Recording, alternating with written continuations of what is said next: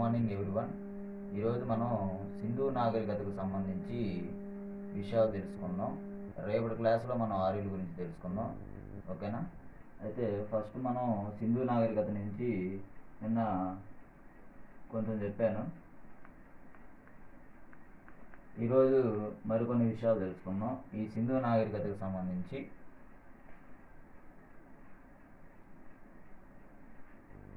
వెండి లోహం, ఈ వెండి లోహాన్ని మొదటగా వాడినది కూడా ఈ సింధు ప్రజలు. రెండవది వచ్చి వెండి లోహం తర్వాత మరొకటి ఏంటంటే మరొకటి బంగారం, వెండి. వీటిని వచ్చి మనం ఎక్కడ నుంచి దిగుమతి చేసుకునే వాళ్ళం అంటే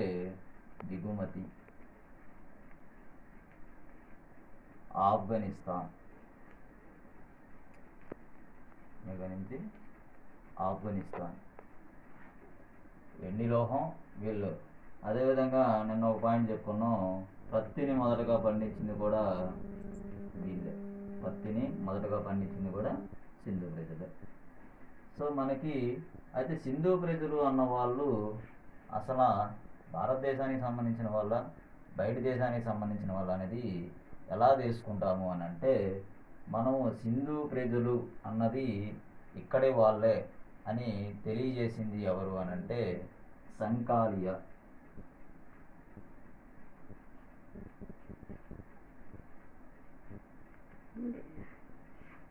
సింధు ప్రజలు ఈ దేశానికి సంబంధించిన వారు అని తెలియజేసిన వ్యక్తి వచ్చి సంకాలియా. అయితే ఈ సింధు ప్రజలు ఎలా అంతరించారు అన్నది నేను చెప్పాను. ఎవరు అని అంటే ఎవరు చెప్పారు? మ్యాటిమర్ ఆర్ మ్యాటిమం వీలర్ అని ఒక్కొక్క బుక్లో ఒక్కొక్క రకం ఉంటుంది. సో మ్యాటిమం వీలర్ చెప్తాడు, సింధు ప్రజలు అన్నవాళ్ళు ఆర్యుల దండయాత్ర వల్ల నశించారు. మ్యాటిమం వీలర్ ఇదంటే మన జాన్ మార్షల్ గురించి నిన్న ఒకటి చెప్పాను. భారతదేశానికి సంబంధించి మొదటి సర్వేయర్ జనరల్, ఆర్కియాలజీ డిపార్ట్మెంట్కి సంబంధించినటువంటి మొదటి ఆర్కియాలజీ సర్వేయర్గా పనిచేసిన వ్యక్తి కూడా ఈ జాన్ మార్షల్. ఈ జాన్ మార్షల్ తెలియజేసినటువంటి ఏం చెప్పాడంటే, ప్రకృతి వైపరీత్యాల వల్ల ఈ ప్రాంతం నశించింది. మరొకరు వచ్చి దయారాం సహాని.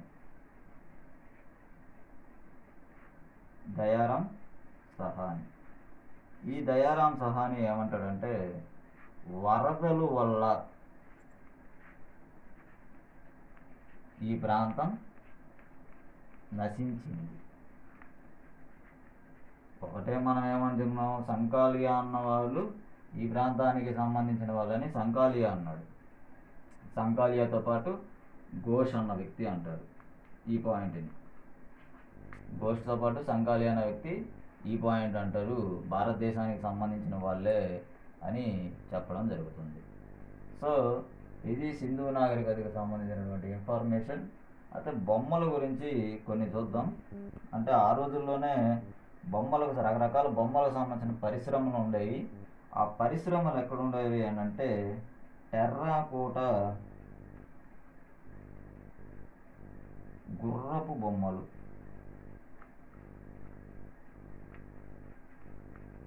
ఈ టెర్రాకోట గుర్ర బొమ్మలు ఎక్కడంటే లోతల్.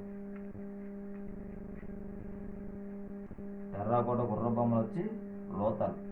అదేవిధంగా మనకి నెక్స్ట్ ఖడ్గమృగాలకు సంబంధించినటువంటి పిక్చర్స్. ఈ పిక్చర్స్ అన్నవి ఎక్కడ బయటపడ్డాయంటే అమ్రి. ఒంటెలైతే రాజస్థాన్. ఎక్కడ? రాజస్థాన్. అయితే సింధు ప్రజలు వెండి లోహాన్ని వాడారు. మొదటగా వాడింది పత్తి. వీళ్ళు మొదటగా బంగారం, వెండిని కూడా దిగుమతి చేసుకున్నారు. ఇంకొక పాయింట్ ఏంటి అని అంటే, డోలావిరా అనే ప్రాంతంలో ఇక్కడ కుల వ్యవస్థ లేకపోయినా, వర్ణ వ్యవస్థ లేకపోయినప్పటికీ ఈ డొలావీరా అన్న ప్రాంతంలో, అంటే డొలావీరా అన్నది ఇండియాలోనే బిగ్గెస్ట్ సైట్ ఇండియాలో, మొత్తం మీదగా అయితే లోతల్లు. ఈ డొలావీరా అన్న ప్రాంతంలో మనకి ఎగువ తరగతి అని, మధ్య తరగతి అని, దిగువ తరగతి అని ఇల్లులు నిర్మించుకునేవాళ్ళు. దేన్ని బేస్ చేసుకొని అని అంటే మనీని బేస్ చేసుకొని, ద్రవ్యాన్ని బేస్ చేసుకొని ఈ క్లాసిఫికేషన్ జరిగింది. సో ఇది డొలావీరాకి సంబంధించిన విషయం. అయితే మొదటిగా బార్లీని పండించిన ప్రాంతం అయితే ఈ సింధు నాగరికత ప్రాంతంలో బార్లీ పండించింది బన్వాలి. బార్లీని పండించింది అయితే బన్వాలి. అదే వరిని పండించింది అయితే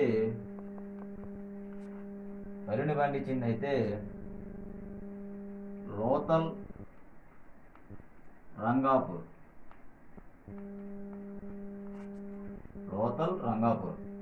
ఈ లోతల్ రంగాపూర్ వరిని పండించడం జరిగింది. ఇవి మనకు ఉన్నటువంటి సైట్స్ మనం చెప్పుకోవడం జరిగింది. అయితే అతి ప్రాచీన నాగరికత ఏదని చెప్పుకుంటామంటే మెసపటోనియా నాగరికత.